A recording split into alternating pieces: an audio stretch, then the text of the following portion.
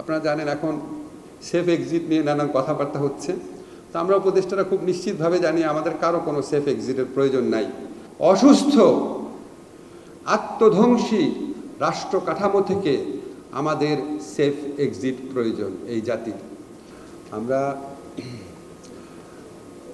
হয়তো খুব ভালো ভালো কিছু ল করে যাচ্ছি, কিন্তু ভালো ল করা মানেই পুরা দেশটা চেঞ্জ হয়ে যাবে এটা আশা করার মতো বয়স আমার আর নাই। অনেক তো দেখলাম, অনেক ভালো ভালো আইনও করা হয়, কিন্তু আলটিমেটলি প্রতিষ্ঠান দাঁড়ায় না।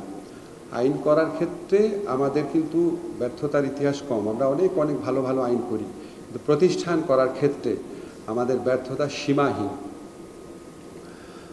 আপনাদের একটা এক্সাম্পল দিই, এটা প্রায়ই মনে হয় আমি কনস্টিটিউশনাল ল পড়াই। আমাদের ৭২-এর সংবিধানে কিছু সীমাবদ্ধতা ছিল, কিছু ভালো জিনিসও ছিল। একটা খুব ভালো বিধান ছিল যে রাষ্ট্রপতি প্রধান বিচারপতিকে ইন্ডিপেন্ডেন্টলি নিয়োগ করবে। আপনারা সবাই এখানে মোটামুটি লয়ের ব্যাকগ্রাউন্ড আছে, আপনারা জানেন। যেটা এই উদ্দেশ্যেই করা হয়েছিল যেন এখানে রাজনৈতিক প্রভাব না থাকে।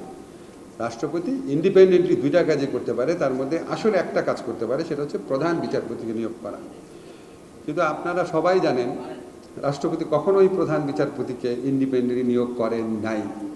প্রধানমন্ত্রীর ইচ্ছা অনুযায়ী বাংলাদেশে সবসময় প্রধান বিচারপতি নিয়োগ পেয়েছে, এবং আমরা এই ক্ষেত্রে এমন প্রধান বিচারপতিও পেয়েছি যারা মানবাধিকার লঙ্ঘনের ক্ষেত্রে নেতৃত্ব দিয়েছেন, বাংলাদেশের নির্বাচন ব্যবস্থা ধ্বংস করার ক্ষেত্রে নেতৃত্ব দিয়েছেন, বাংলাদেশের গণতন্ত্র ধ্বংস করার ক্ষেত্রে নেতৃত্ব দিয়েছেন, এবং যারা গুম, বিচার বহির্ভূত হত্যাকাণ্ড, এই সমস্ত নিজের চোখে দেখে সমস্ত কিছু উপেক্ষা করেছেন, এবং যেই সমস্ত বিচারক এই মানবাধিকারের লঙ্ঘনের পক্ষে সোচ্চার ভূমিকা রেখেছে তাদের শাস্তি দানে ব্যর্থ হয়েছেন।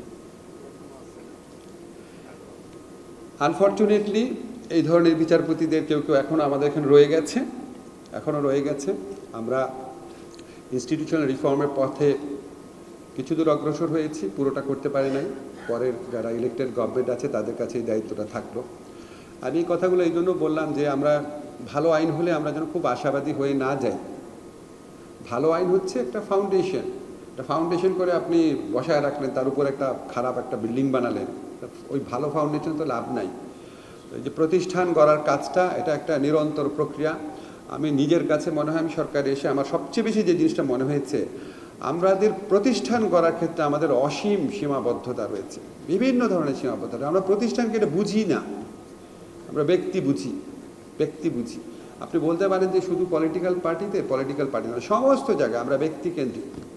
আমরা আশা করব এই হিউম্যান রাইটস যে আইনটা হয়েছে, এই আইনটাতে আমরা যে সত্যিকার অর্থে একটা শক্তিশালী হিউম্যান রাইটস প্রতিষ্ঠান যেন গড়ে তুলতে পারি। আরেকটা কথা বলি, আপনারা জানেন এখন সেফ এক্সিট নিয়ে নানান কথাবার্তা হচ্ছে। তো আমরা উপদেষ্টারা খুব নিশ্চিতভাবে জানি আমাদের কারো কোনো সেফ এক্সিটের প্রয়োজন নাই। তবে বাংলাদেশের জাতি হিসাবে আমাদের সেফ এক্সিটের প্রয়োজন আছে। আমরা এই যে গত 55 বছর দুঃশাসন দেখলাম, গুম দেখলাম, বিচার বহির্ভূত হত্যাকাণ্ড, ব্যাংক লুট করে ফেলে, জনগণের সাধারণ মানুষের আমানতের রাখা টাকা, এসালমের গ্রুপের কাজের লোক, ড্রাইভার, এদেরকে শেয়ার হোল্ডার বানায় লুট করে নিয়ে যাচ্ছে।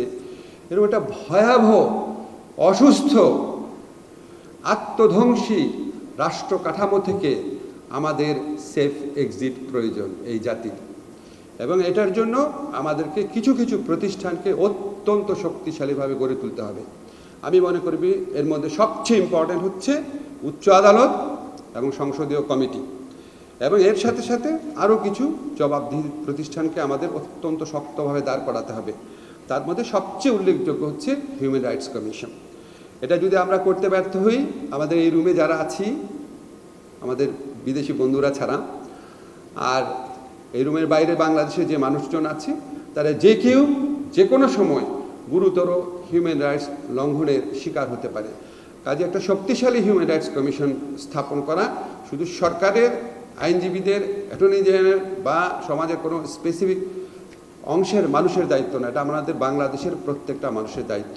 আশা করি এই দায়িত্বটা আমরা আগের চেয়ে অনেক ভালোভাবে এবার পালন করতে পারব। ধন্যবাদ সবাইকে।